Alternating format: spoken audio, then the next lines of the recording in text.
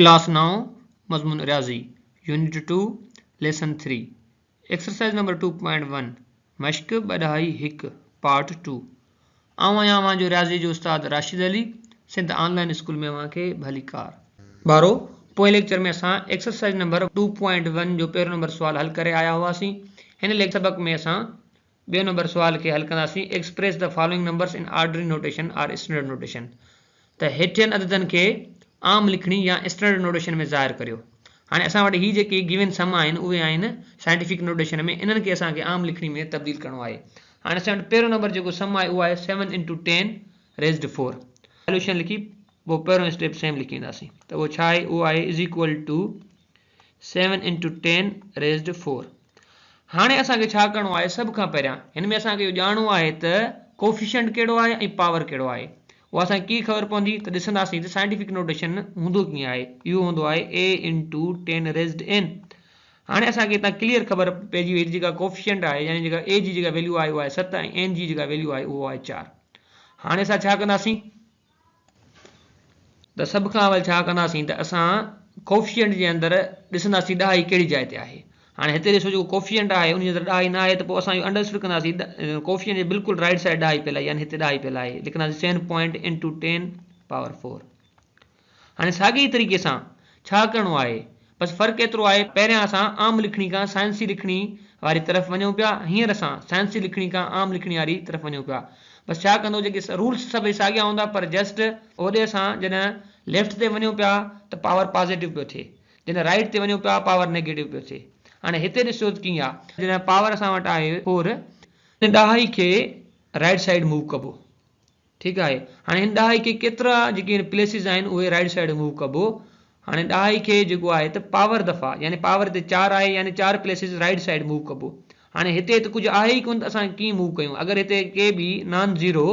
अगरि असां वटि या ज़ीरो वारा जेके डिजिट अवेलेबल हुजनि हा त पोइ वेल एंड गुड, अगरि उहे आहिनि त पोइ सही आहे, अगरि न आहिनि त पोइ असांखे एड करणा पवंदा। हाणे असां हिनखे लिखंदासीं त इज़ इक्वल टू 7.0000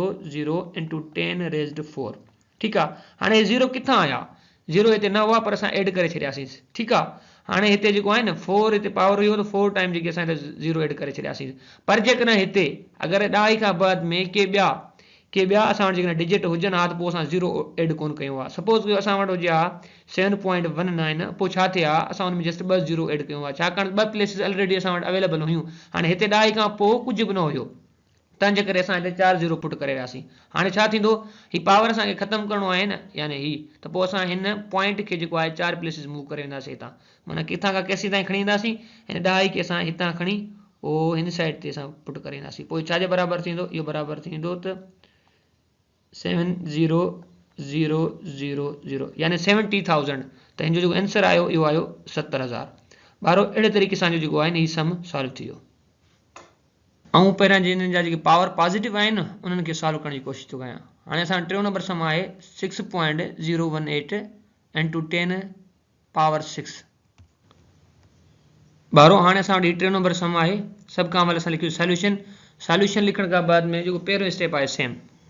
पहिरियों स्टेप सेम लिखण खां पोइ असां छा कंदासीं, हिन में इहो ॾिसंदासीं कोफिशिएंट कहिड़ो आहे ऐं पावर कहिड़ो आहे। कोफिशिएंट असां वटि आहे 6.018 ऐं पावर जेको आहे असां वटि आहे 6। ठीकु आहे। हाणे हिन में ॾिसो तव्हांखे ॾहाई साफ़ नज़र अचे पई।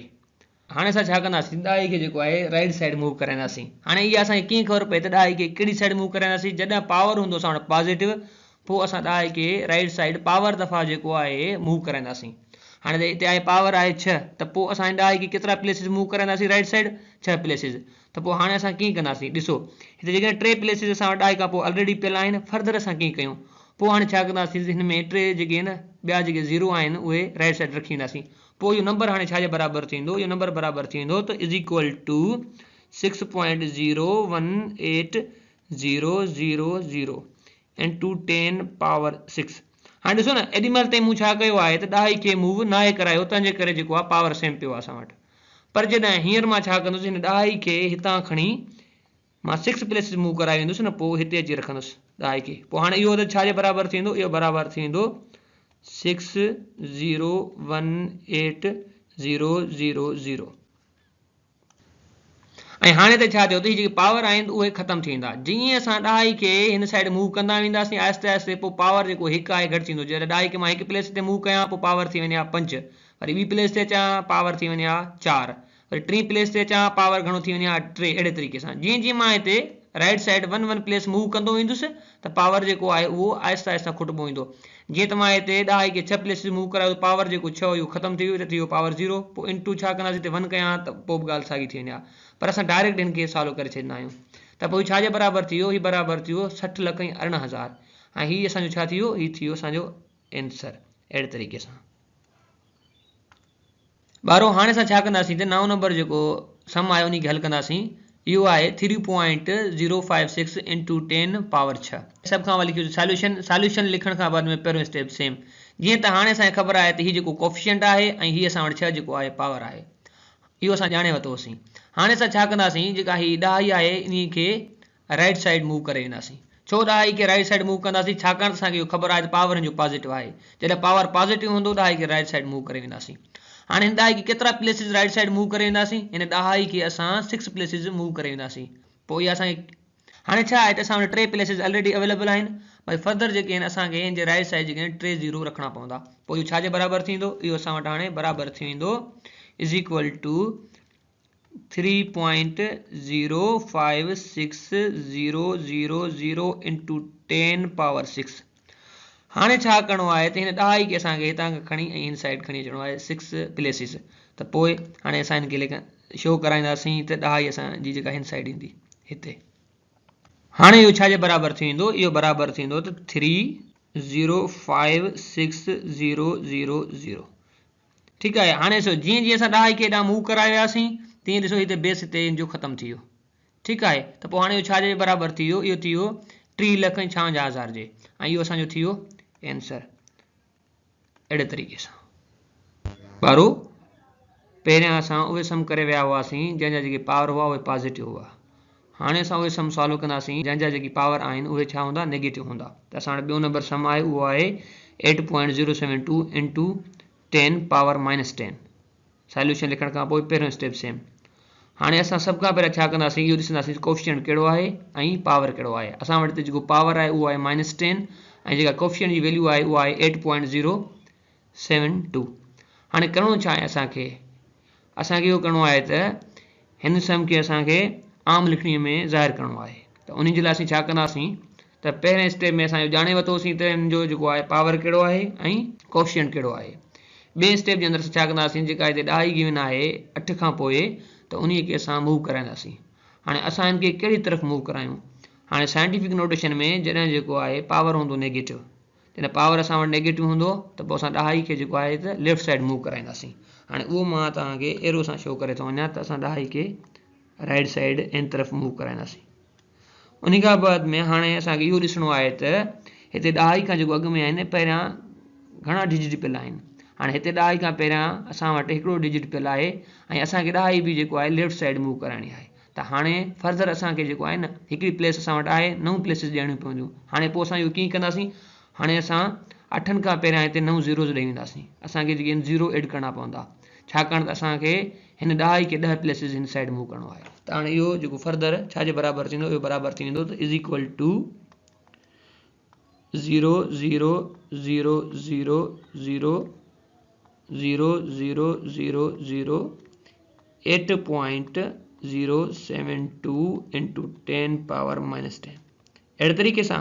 हाणे ॾिसो मां जस्ट हिन में 0 एड कया आहिनि पर ॾाई खे जेको आहे मूव न आहे करायो जेसीं ताईं असां ॾाई खे मूव न कराईंदासीं तेसीं ताईं जेको आहे त असांखे पावर खे कुझु बि न आहे करिणो सेम पावर लिखी वञिणो आहे हाणे असां ॾाई खे कहिड़ी तरफ़ मूव कराईंदासीं असां ॾाई खे हिन साइड खां खणी हितां असां उहो हिन साइड ते खणी ईंदासीं ठीकु आहे हिते जिते एरो जो निशान ॾिनो अहिड़े तरीक़े सां हाणे हीउ ॾिसूं छाजे बराबरि थी थो वञे हाणे इहो बराबरि थी वेंदो त पॉइंट ॾाई 0.000008072 हाणे ॾिसो त जीअं मां हिन ॾाई खे हेॾां मूव कराए वियुसि त जेको आहे बेस ही ख़तमु थी वियो ठीकु आहे ऐं पावर ख़तमु थी वियो इहो सम हिन जे बराबरि थी वियो ऐं असांजो इहो छा थी वियो असांजो थी वियो इहो आंसर अहिड़े तरीक़े सां ॿारो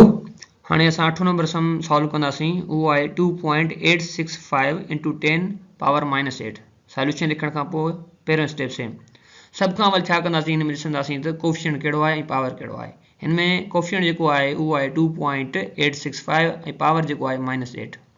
हाणे असां छा कंदासीं ॾाही खे जेको आहे मूव कराईंदासीं हाणे ॾाही खे कहिड़ी साइड मूव कराइणो आहे उहो डिपेंड थो करे त जेका पावर जी साइन हूंदी आहे उन हिसाब सां अगर पावर जी जेका साइन आहे उहा नेगेटिव आहे त असां